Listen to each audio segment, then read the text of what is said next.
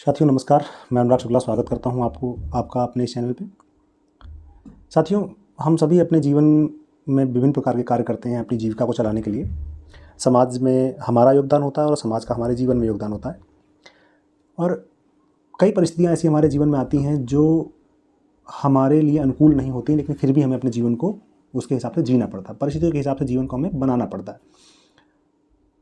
सोचिए कभी ऐसी परिस्थिति पैदा हो जाए कि आपको अपनी जीविका चलाने के लिए वो कार्य करना हो जो नितांत अनैतिक हो, लेकिन चूँकि आपका जीवन है, चलाना है, इसलिए वो आवश्यक भी है। तो आप क्या करेंगे? ऐसी कुछ परिस्थिति बनी हमारी आज की नायिका चित्रलेखा के साथ। जी हाँ दोस्तों, चित्रलेखा आज की हमारी जो कहानी है उसकी नायिका है चित्रलेखा। दोस्तों, भगवती शरण वर्मा द्वारा रचित प्रसिद्ध उपन्यास चित्रलेखा की चर्चा करने जा रहे हैं हम आज। चित्रलेखा भगवती शरण वर्मा का प्रथम उपन्यास भी माना जाता है। इसी उपन्यास से भगवती शरण वर्मा को उपन्यासकार के रूप में प्रसिद्धि मिली थी। बेसिकली ये जो उपन्यास है ये पाप और पुण्य की अवधारणा पर आधारित है। इसकी शुरुआत कुछ इस प्रकार होती है कि दो शिष्य जो अपने गुरु से प्रश्न करते हैं कि गुरुदेव पाप क्या है, पुण्य क्या है, उसी के उत्तर की खोज में गुरुदेव उनको दो भिन्न भिन्न लोगों के पास भेजते हैं, उन दोनों शिष्यों को, जिसमें से एक को वो ऐश्वर्य संपन्न पाटलिपुत्र के सामंत बीजगुप्त के पास भेजते हैं और एक शिष्य को बिल्कुल समाज से वैराग ले चुके वैरागी योगी के पास भेजते हैं।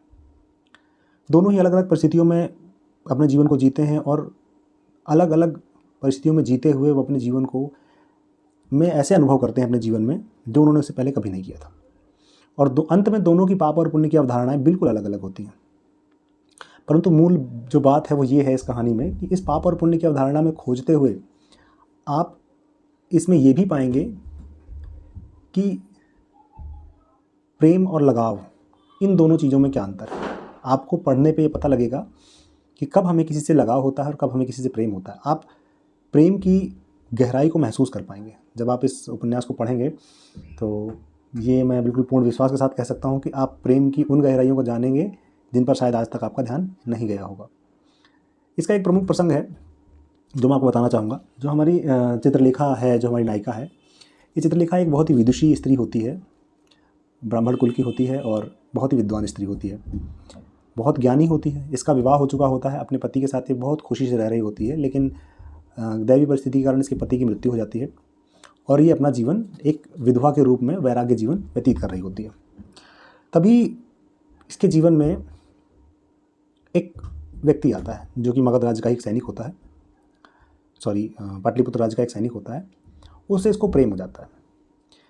जब पहले इसी चित्रलेखा को लगता था कि उसके पति के अलावा कोई अन्य व्यक्ति उसका प्रेम हासिल नहीं कर सकता या वो किसी और से प्रेम नहीं कर सकती, वहीं अब इसे उस सैनिक से प्रेम हो गया है।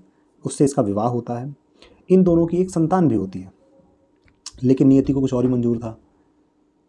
इन दोनों की भी मृत्यु हो जाती है, उसके इस पति की और उसके पुत्र की, दोनों की मृत्यु हो जाती है। अपने पति के जाने के बाद और पुत्र के खोने के बाद चित्रलेखा बहुत परेशान हो जाती है, बहुत हताश हो जाती है। उसे लगता है कि इसके जीवन में प्रेम है ही नहीं। ऐसी स्थिति में ये एक ऐसे व्यवसाय का कह सकते हैं या ऐसे समाज का हिस्सा बन जाती है जिसे लोग थोड़ा निम्न दृष्टि से देखते हैं। हमारा समाज उसे निम्न दृष्टि से देखता है। ये एक नर्तकी बन जाती है। अपनी इस प्रेम पीड़ा को भूलने के लिए ये एक नर्तकी का कार्य प्रारंभ कर देती है।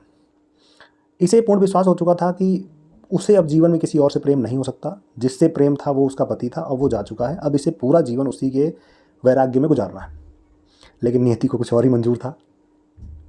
तभी यहाँ पर प्रवेश होता है कहानी में सामंत बीजगुप्त का, जो एक दिन इसके दरबार में, जहाँ चित्रलेखा नृत्य कला प्रस्तुत कर रही होती है, वहाँ पर बीजगुप्त आता है। बीजगुप्त जब चित्रलेखा को देखता है तो बिल्कुल मोहित हो जाता है। क्योंकि बीजगुप्त पाटलिपुत्र का सामंत था, तो ये संदेश भिजवाता है चित्रलेखा के पास कि मुझे आपसे मिलना है। लेकिन चित्रलेखा, जिसकी समझ में ये था कि वो बहुत ही विदुषी स्त्री है और उसे अपनी सुंदरता पर गुरूर था, चित्रलेखा मना कर देती है। चित्रलेखा कहती है कि मैं सिर्फ नृत्य के दौरान ही लोगों से मिलती हूँ, नृत्य के पश्चात मुझसे कोई नहीं मिल सकता। ऐसा कह के बीजगुप्त को मना करवा देती है। ये बात बीजगुप्त को बहुत बुरी लग जाती है। उसके बाद बीजगुप्त कभी भी उसका नृत्य देखने वहाँ नहीं जाता है। कुछ समय बाद जब बीजगुप्त लगातार नहीं आ रहा होता है तो चित्रलेखा को इस बात की चिंता होती है कि ऐसा कौन आ गया जिसे चित्रलेखा में आसक्ति नहीं है, जो चित्रलेखा में खो नहीं रहा है, जो चित्रलेखा से प्रेम नहीं कर रहा है, ऐसे कैसे वो एकदम से छोड़ के चला गया। चित्रलेखा थोड़ी सी चिंतित होती है और वो बीजगुप्त को बुलवाती है कि चित्रलेखा ने आपको बुलाया है। बीजगुप्त ये संदेश पाकर चित्रलेखा से मिलने आता है। धीरे धीरे मेल मिलाप बढ़ने लगता है और देखते ही देखते चित्रलेखा और बीजगुप्त के बीच में प्रेम पनप जाता है। ये प्रेम सभी मर्यादाओं और सीमाओं को लांघ जाता है, सभी तरीके की मर्यादाएं और सीमाएं लांघ जाती हैं। अब चित्रलेखा, जबकि बीजगुप्त चित्रलेखा का ये तीसरा प्रेमी था, उसके बावजूद भी चित्रलेखा को अब ये लग रहा था कि मेरा जो प्रेम है वो केवल बीजगुप्त है। बीजगुप्त के अलावा ना तो मैं किसी से प्रेम कर सकती हूँ, ना कोई मुझसे प्रेम कर सकता है। ऐसी स्थिति में कहानी आगे बढ़ती रहती है। तभी बीजगुप्त एक दिन योगी की कुटी में चला जाता है चित्रलेखा के साथ। किसी कारणवश उसे अपने राज्य में लौटने में देर हो जाती है, तो रात्रि विश्राम वो योगी की कुटिया में करता है। उस योगी को देख करके चित्रलेखा उसके प्रति आकर्षित हो जाती है। उसका डील डॉल, उसका शरीर, उसका आत्मविश्वास देख करके चित्रलेखा को योगी की तरफ आसक्ति हो जाती है। अब चित्रलेखा को लगता है कि नहीं, प्रेम परिवर्तित हो सकता है। चित्रलेखा इस मोड़ पर खड़ी है जहाँ पर वो ये बता रही है कि प्रेम इस सृष्टि का हिस्सा है और सृष्टि परिवर्तनशील है, अतः प्रेम भी परिवर्तित हो सकता है। लेकिन बीजगुप्त इस बात से कोई ताल्लुक़ नहीं रखता है। बीजगुप्त सिर्फ चित्रलेखा से प्रेम करता है। कहानी आगे बढ़ती है। ऐसी कहानी में फिर कुछ समय बाद आप पढ़ेंगे तो पाएंगे कि योगी, जो कि मोह माया सभी से अलग हो चुका था, सभी चीज़ों को छोड़ चुका था, जब चित्रलेखा उसके सामने प्रस्तुत होती है, चित्रलेखा अपने आप को समर्पित करने को तैयार होती है, तो योगी जो पहले अपने आप को बहुत मर्यादित बताता था, वो भी पथ भ्रष्ट हो जाता है, पथ से भटक जाता है और चित्रलेखा को पाने की चेष्टा उसमें जागृत हो जाती है। तो इस तरीके से जब आप इसको पढ़ेंगे कहानी को, तो आप पाएंगे कि प्रेम लगाव में जो संघर्ष है उसमें अंततः प्रेम जीतता है।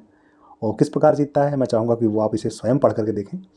तो ये बहुत ही अच्छा उपन्यास है जिसको आप पढ़ेंगे तो बहुत सारी चीज़ें आपको जानने को मिलेगी। कुछ इतिहास भी है और प्रेम और पाप पुण्य के बीच की धारणाएं भी हैं जो आपके जीवन में चल रहे बहुत सी शंका समाधानों को दूर करेंगी। जैसे जैसे आप इस उपन्यास को पढ़ते जाएंगे ये आपसे जुड़ता जाएगा, आपको ऐसा लगेगा कि मेरे जीवन की कहानी है। इतनी खूबसूरती से भगवती शरण वर्मा जी ने इसको लिखा है कि आपको लगेगा ही नहीं कि ये बहुत पुरानी कोई रचना है। ऐसा लगेगा कि बस अभी हमारे समाज में चल रही सभी घटनाओं को वर्णन इसमें किया गया है। आशा है जब आप इसे पढ़ेंगे तो आपको ये अच्छी लगेगी। और प्लीज़ जब भी आप इसे पढ़ें तो मुझे कमेंट बॉक्स में ज़रूर बताएं कि आपको ये कैसी लगी।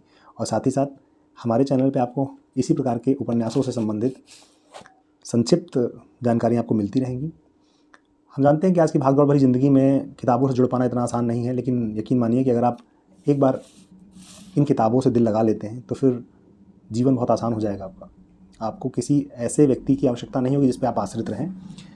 समाज की बहुत सारी परतें हैं जो किताबें आपके सामने खोल देंगी। उन पुराने काल में ही वो चीज़ें खुल गई थी। हमसे दूर इसलिए हैं क्योंकि हम कभी जानना ही नहीं चाहते, हम किताबों तक जाना ही नहीं चाहते, हम सिर्फ सोशल मीडिया पर जुड़े हुए हैं। आप सोशल मीडिया पर रहिए, लेकिन आप पुस्तकों से दूरी मत बनाइए। तो मेरी यही गुजारिश है कि एक बार ज़रूर रूप से आप इस चित्रलेखा को पढ़िए और आपको कैसी लगी ये कहानी मुझे ज़रूर बताइएगा। बहुत बहुत धन्यवाद। Thank you.